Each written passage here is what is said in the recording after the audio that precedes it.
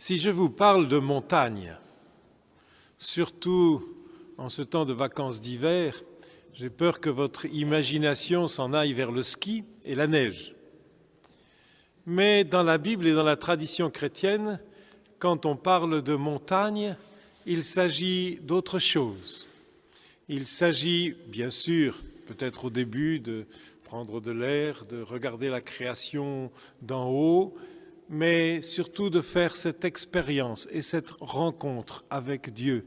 On en a gardé dans la langue française le mot pour dire les hauts lieux du christianisme, c'est la montagne, parce que c'est sur la montagne qu'on rencontre le Seigneur.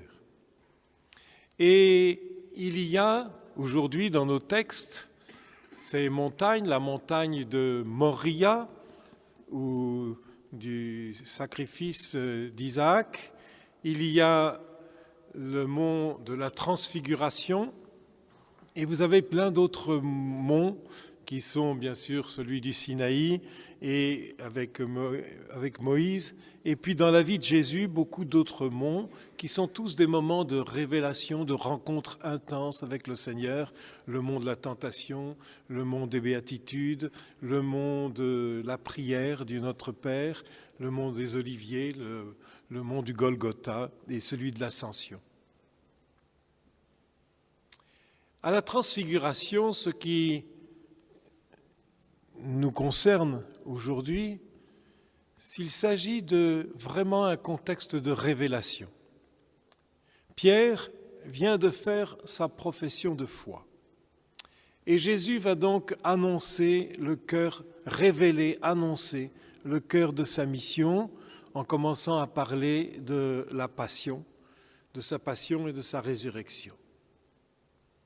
Mais vous le savez bien, pour Pierre comme pour nous, l'annonce de la croix, sans que nous en ayons vraiment le sens, c'est quelque chose d'impossible.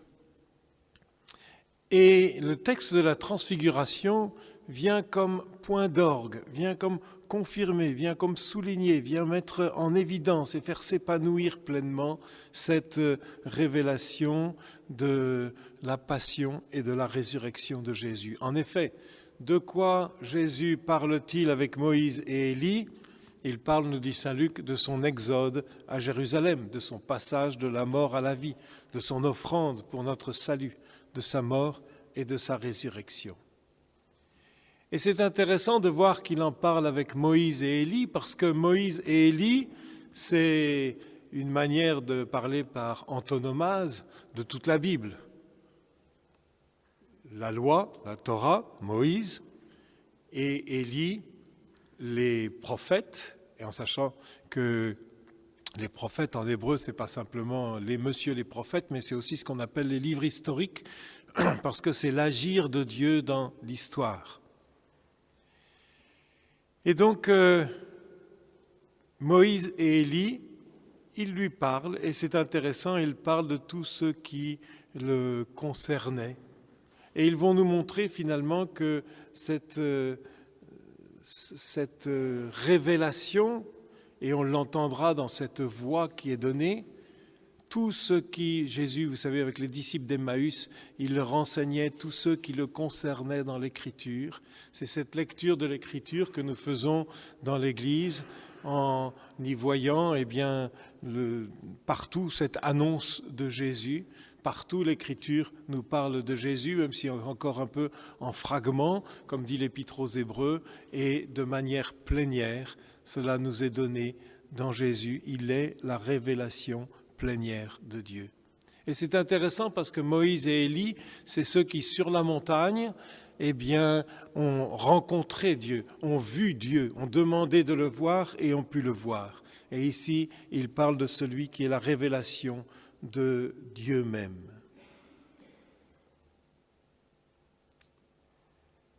Le contexte de ce texte, il fait allusion à deux choses différentes. Il fait allusion au texte de l'Exode, de la rencontre de Jésus au Sinaï. Et vous avez, on croirait être dans notre texte, la gloire du Seigneur demeurera sur la montagne que la nuée recouvra pendant 6 jours. Et le 7e jour, le Seigneur appela Moïse du milieu de la nuée. Vous voyez, on entend, c'est vraiment ce qui se passe, cette révélation de Dieu plénière. Mais c'est aussi une allusion à la fête des tentes, puisque c'est 6 jours après la profession de foi de Pierre, et on fait une analogie entre Pierre qui prononce le nom de Jésus, la profession de foi, et le grand prêtre qui, dans le temple, une seule fois par an, le jour de Yom Kippour, prononçait le nom imprononçable de Dieu dans le Saint des Saints. Et après cette profession de foi, 6 jours après, c'est la fête des tentes, et on voit bien Pierre qui monte les tentes. Et cette tente, elle est très intéressante. Et elle est très intéressante pour nous aussi en ce carême, en ce chemin, parce que la fête des tentes, c'est la fête de la protection de Dieu du peuple dans le désert. De l'affrontement, j'allais dire, de ce grand carême, les 40 ans dans le désert, de cet affrontement avec tout ce qui sort de mauvais du cœur de l'homme, de tous les murmures, de toutes les disputes, de toutes les violences, et où le Seigneur vient purifier son cœur. Et cette fête des tentes ici, cette transfiguration, elle nous est donnée justement pour passer d'une montagne de la révélation à l'autre, cette montagne de lumière, à la montagne du Golgotha, où va s'accomplir notre salut. Et la fête des tentes, comme toutes les fêtes d'ailleurs, mais là aussi, mais spécialement, elle a un caractère qui nous parle des temps à venir, de l'accomplissement du temps, de l'accomplissement de Dieu. Et l'on voit justement avec ce sens Pierre qui dit mais on va faire 3 tentes, un peu comme dans le désert. Les tentes, c'est aussi on va faire dans ce haut lieu, on va faire un sanctuaire. Et Jésus qui répond à Pierre, presque comme le prophète Nathan avait répondu à David, non, ce n'est pas toi qui vas me faire une tente, mais c'est moi qui vais faire de toi une tente. Car la transfiguration, et si nous sommes aujourd'hui ensemble au pied de ce haut lieu qu'est la montagne de la transfiguration, c'est pour que nous-mêmes, nous puissions porter cette lumière. En effet, cette lumière, cette blancheur éclatante qui révèle l'intime unité de l'être de Jésus avec Dieu, elle est lumière. Et vous vous souvenez, dans le credo, on dit « Il est lumière, né de la lumière ». Et ce qui a été professé par Pierre avec force à Césarée de Philippe, c'est professé maintenant dans l'essence. Et même si Moïse a eu une gloire passagère, encore passagère, et elle venait de l'extérieur, maintenant, avec Jésus sur la montagne, c'est une lumière qui vient de l'intérieur. Et là encore, nous passons du mystère de Jésus au mystère de l'accomplissement de nos temps, d'abord de Moïse à Jésus, de l'extérieur à l'intérieur, mais encore pour nous, car vous vous souvenez que la loi qui nous est donnée, la loi nouvelle, le propre de l'Évangile, ce qu'elle ne nous est plus extérieure des préceptes qu'on apprend de l'extérieur et qu'il faut suivre, auxquels il faut se conformer, comme bien trop souvent encore, nous vivons notre vie chrétienne un peu de cette manière, mais c'est avec cet accomplissement de la nuée qui est donnée le jour de la Pentecôte, de l'Esprit Saint, c'est la loi nouvelle, non plus écrite sur des cœurs de pierre, sur des tables de pierre, mais sur nos cœurs de chair. Et voilà tout le mystère qui nous est donné.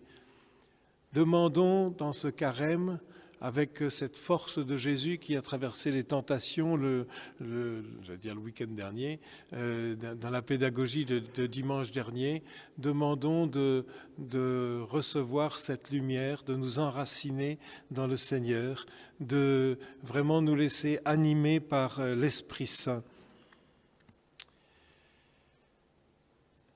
Ce vêtement blanc, vous le voyez bien, il nous est donné le jour de votre baptême. Vous avez été revêtus d'une robe, d'un vêtement blanc. et c'est le vêtement des sauvés dans l'Apocalypse qui reçoivent qui sont en robe de lin blanc et qui acclament le Seigneur et qui ont lavé d'ailleurs leur robe dans le sang de l'agneau. C'est donc cette expérience, ce chemin. Si Jésus a vaincu les tentations, si Jésus est vainqueur du chemin, eh bien, c'est pour que nous entrions nous-mêmes dans cette nuée, que nous soyons frappés par cette lumière, que nous puissions l'accueillir. Je vous disais, Jésus est, dans le dialogue, il est la loi, il est la Torah plénière, et nous avons à l'écouter. Écouter, c'est marcher avec lui, vivre cet exode avec lui, de faire de tous les instants de notre vie des moments de passage dans la lumière. Puisque je me suis attaché au contexte, je reprendrai un contexte un petit peu étonnant, étonnant dans le sens où en général on ne comprend pas très bien. C'est dans l'évangile de Marc. On ne l'avait pas dans la lecture liturgique, mais si vous regardez dans votre Bible, le premier verset du chapitre 9 qui parle de la transfiguration, ici on a commencé au verset 2, et le premier verset, il dit quelque chose qui peut nous sembler un peu étrange. Il leur disait, en vérité, je vous le déclare, parmi ceux qui sont ici, certains ne mourront pas avant de voir le règne de Dieu venir avec puissance. On a souvent interprété ce texte en disant oui, c'est parce qu'ils pensaient qu'il y en a peut-être quelques-uns qui n'allaient pas mourir avant que Jésus revienne, et ils croyaient en l'immédiateté des derniers jours, de la venue de Jésus dans la gloire. Mais il semble qu'il faille aller plus loin.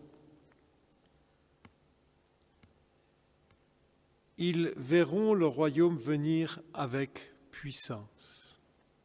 C'est justement ce regard de foi à l'image de cette foi incroyable d'Abraham sur le mont de Moria. Moria, ça veut dire Dieu, il pourvoira. Ça résume un petit peu tout l'exemple, tout le passage d'Abraham ici que nous avons lu, est incroyable parce que il ne regarde pas du point de vue où on peut regarder dans une lecture païenne, et justement c'est pour lutter contre qu'est donné des pratiques païennes qu'est donné ce texte, mais il reste dans cette foi, dans la parole du Seigneur. Il a